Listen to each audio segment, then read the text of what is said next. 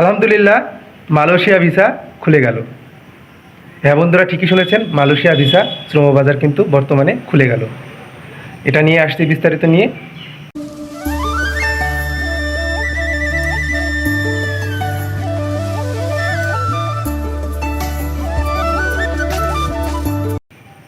Hello everyone, আসসালামু আলাইকুম। আশা করি সকলে ভালো আছেন। বরাবরের ন্যায় আবারও চলে আসলাম আপনাদের মাঝে মালয়েশিয়া ভিসা সংক্রান্ত একটি গুরুত্বপূর্ণ আপডেট ভিডিও নিয়ে। সো বন্ধুরা, আপনাদের কিছুদিন আগে একটা কথা বলেছিলাম যে মালয়েশিয়ার রাষ্ট্রদূতের সাথে বাংলাদেশের রাষ্ট্রদূতের 30 তারিখে অর্থাৎ 30শে মে একটা বৈঠক হওয়ার কথা রয়েছে এবং বৈঠক কিন্তু হয়েছে ঢাকাতে। সো এই বৈঠকের মাধ্যমে কিন্তু অনেকগুলো বিষয় কিন্তু আসলে অনেকগুলো ধারণা কিন্তু ক্লিয়ার হয়ে গিয়েছে, বিশেষ করে ভিসা খোলার ব্যাপারে। আমরা এর আগের ভিডিওতেও বলেছিলাম আপনাদের। সো কি হয়েছে, ওখানে কি চলছিল, এটা আপনাদের কিছুটা হলেও আমি আপনাদের ধারণা দেবো এই ভিডিওতে। সো সদ্য পাওয়া নিউজ অনুযায়ী আমরা একটা বিষয় দেখলাম এবং এই নিউজটা দেখলাম যে বর্তমানে প্রায় 17,000 বাংলাদেশি কিন্তু এই ভিসা প্রত্যাশী অর্থাৎ ভিসার জন্য কিন্তু অপেক্ষা করে আছে। অর্থাৎ অনেকে ভিসা হয়েছে, যেতে পারে নাই, অনেকে ফ্লাইট টিকিট কনফার্ম করার পরেও কিন্তু এয়ারপোর্ট থেকে ব্যাক করেছে, অর্থাৎ অনেকে অর্থাৎ মালয়েশিয়ায় যেও কিন্তু আসলে ডিপোর্ট করে দিয়েছে। এরকম ঘটনাও কিন্তু আমরা দেখেছি। সাম্প্রতিককাল অনুযায়ী যেহেতু 30 তারিখে একটা নিউজ অধিবেশন হয়েছে, সো এই যে 17,000 যে কর্মীটা আটকা পড়ে আছে, এর মধ্যে বর্তমানে তারা স্টেপ বাই স্টেপ কিন্তু কর্মী নিবে, আমি কিন্তু আগেই বলেছিলাম। সো প্রথমত তারা ধাপে ধাপে কিন্তু চূড়ান্তভাবে কিন্তু এই ঘোষণাটা এখন আসেনি, তবে খুব শীঘ্রই চলে আসবে।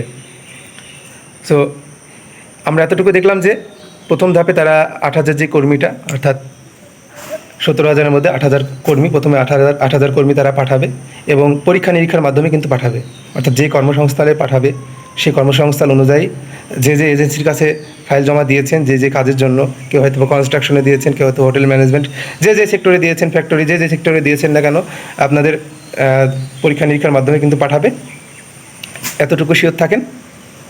আর জেনারেল কর্মী অর্থাৎ এই 17,000-এর বাইরে, অর্থাৎ আপনারা অনেকে প্রশ্ন করতে পারেন 17,000-এর বাইরে, হ্যাঁ কর্মী পাঠাবে, বাংলাদেশ থেকে কর্মী পাঠাবে, অর্থাৎ তবে পাঠানোর সিস্টেমটা কিন্তু এবার আগের তুলনায় কিন্তু একটু কঠিন হবে, এবং কঠিন না হলে সহজ হবে।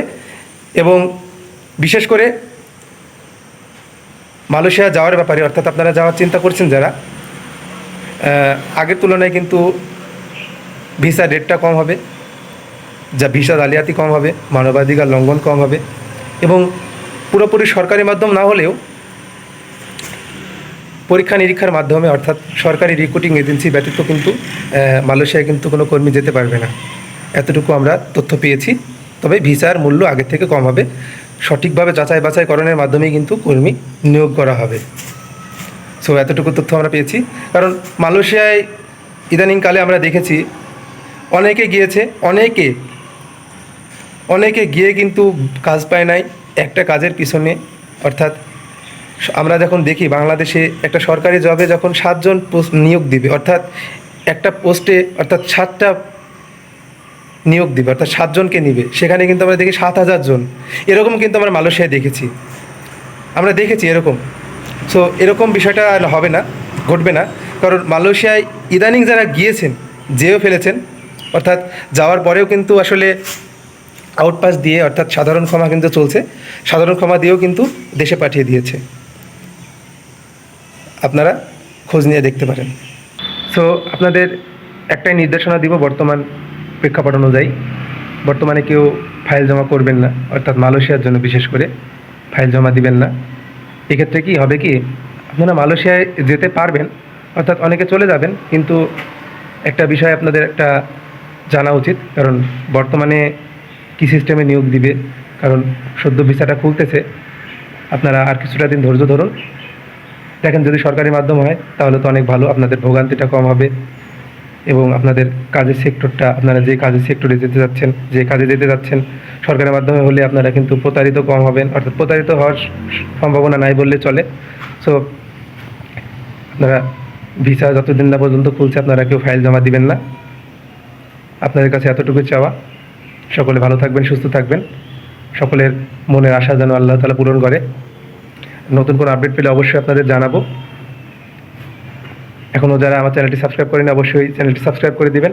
আর এখনও যারা আমার আগের ভিডিওটি দেখেননি অবশ্যই আগের ভিডিও দেখে আসবেন। আগের ভিডিওর লিঙ্ক আমি ডিসক্রিপশন বক্সে দিয়ে রেখেছি।